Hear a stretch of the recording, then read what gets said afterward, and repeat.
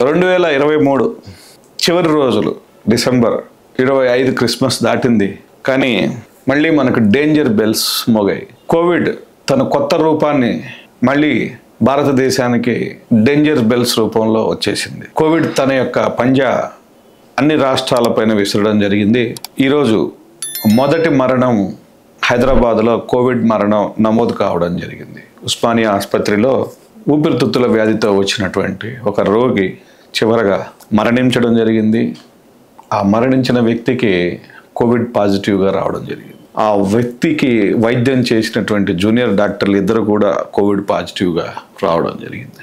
అయితే ఈ కోవిడ్ లక్షణాలు చాలా తక్కువగా ఉండి చాలా ఎక్కువ తీవ్రతను ప్రదర్శిస్తుందని డాక్టర్ల అంచనా అండ్ డాక్టర్లు అలాగే చెప్తున్నారు. దేశవ్యాప్తంగా 5,000 కేసులు దాటాయని, రోజుకి 400 నుంచి 500 కేసులు నమోదవుతున్నట్టుగా మనకు వార్తాపత్రికల సమాచారం. ఓవరాల్గా మనకు గత అనుభవాల దృష్ట్యా నేను చెప్పేది ఏంటంటే, దయచేసి స్వీయ నియంత్రణ. ప్రతి ఒక్కరూ కోవిడ్ బారిన పడి ఆ రోజుల్లో ఏ విధంగా అయితే మనకు మనం నియంత్రించుకొని మాస్కులు ధరించడం, చేతులు శుభ్రంగా ఉంచుకోవడము, ఎక్కడ గోడలని, టేబుల్స్ని ఏదైనా మన ఇంటి లోపలవి కాకుండా బయట ఎక్కడ ముట్టుకోకుండా ఎంతో శుభ్రంగా మనం ఉండే ప్రయత్నం చేసాం. అలాంటి రోజులు మళ్ళీ వచ్చాయనే చెప్పాలి.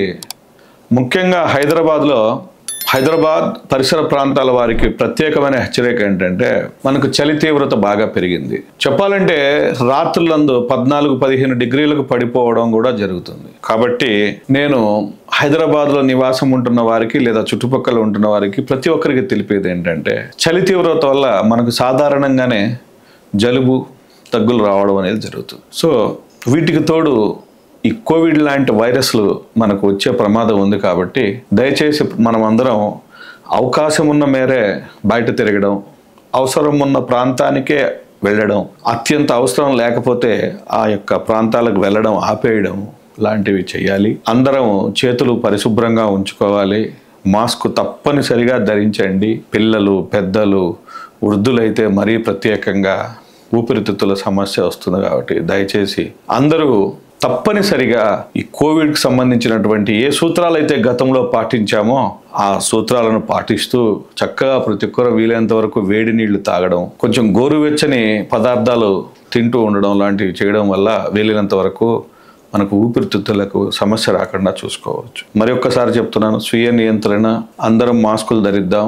ఎప్పుడు శుభ్రంగా చేతులు శానిటైజ్ చేసుకుంటూ, చేతులు కడుక్కుంటూ, మనకు మనం స్వీయ నియంత్రణతో పరిశుభ్రతను పాటిస్తూ ఈ మహమ్మారి కోవిడ్ నుంచి దూరంగా ఉండే ప్రయత్నం చేద్దాం. మరొకసారి మన కుటుంబాలు గతంలో కోవిడ్ ద్వారా అనుభవించిన కష్టాలు పడకుండా ఉండే ప్రయత్నం చేద్దాం. Thank you.